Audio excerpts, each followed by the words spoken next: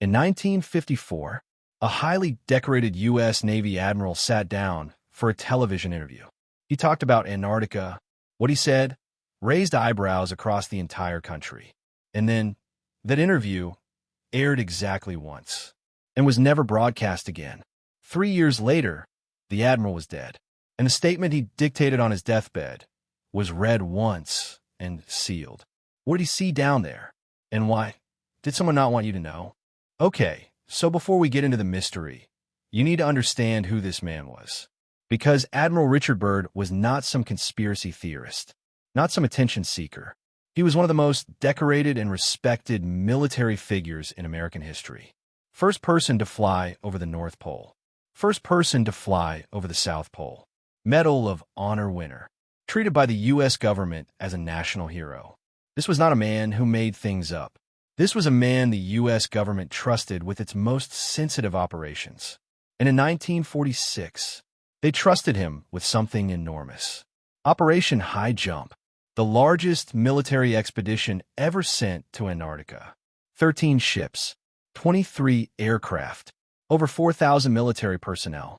Officially, the mission was to establish military bases and test equipment in polar conditions. It was planned to last 8 months. It was abandoned after 8 weeks. No official explanation was ever given. And the man who led it, Admiral Byrd, came back changed. Something happened down there. And for the rest of his life, he could not stop talking about it in ways that made people very, very uncomfortable. So here's where it gets genuinely strange. Operation High Jump left Antarctica after just 8 weeks. A destroyer was lost.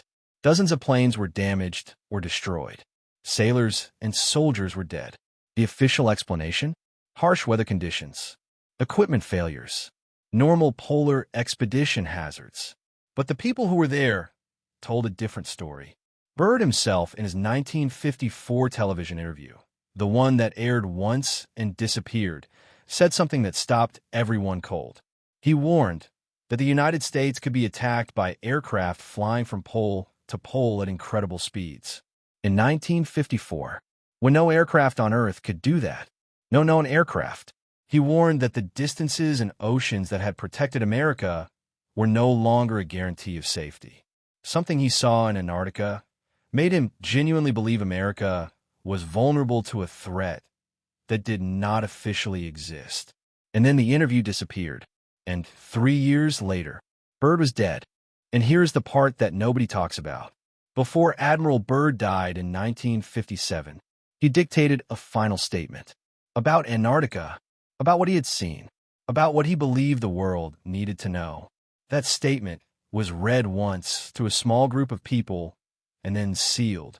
It has never been fully released to the public. What did it say? Nobody outside that room has ever confirmed. But the people who were there reportedly left that room shaken. Now, here is where we have to be honest with you. The secret diary that supposedly describes Byrd flying into a hole in the earth and meeting an underground civilization, that diary was almost certainly a fraud, written by a man named Walter Siegmeister, a discredited dietitian who published it under a fake name years after Byrd's death. Byrd never got the chance to deny it because he was already dead. But here is what is absolutely real. The interview that aired once and disappeared, real. Operation High Jump being abandoned after 8 weeks, real. The final statement that was sealed, real. Byrd's warning about a threat no known aircraft could explain, real. You do not have to believe in hollow earth theories to find that genuinely unsettling. The fact alone are strange enough. So here's what we actually know about Admiral Richard Byrd. One of America's greatest heroes, led the largest military expedition in Antarctic history, came back after 8 weeks instead of 8 months, gave one television interview that aired once and vanished, warned America about a threat from aircraft that should not have existed, dictated a final statement before he died that was sealed and never fully released, and a fraudulent secret diary was published in his name after his death that he never got to deny. Is there something hidden in Antarctica? Maybe. Probably not hollow Earth civilizations.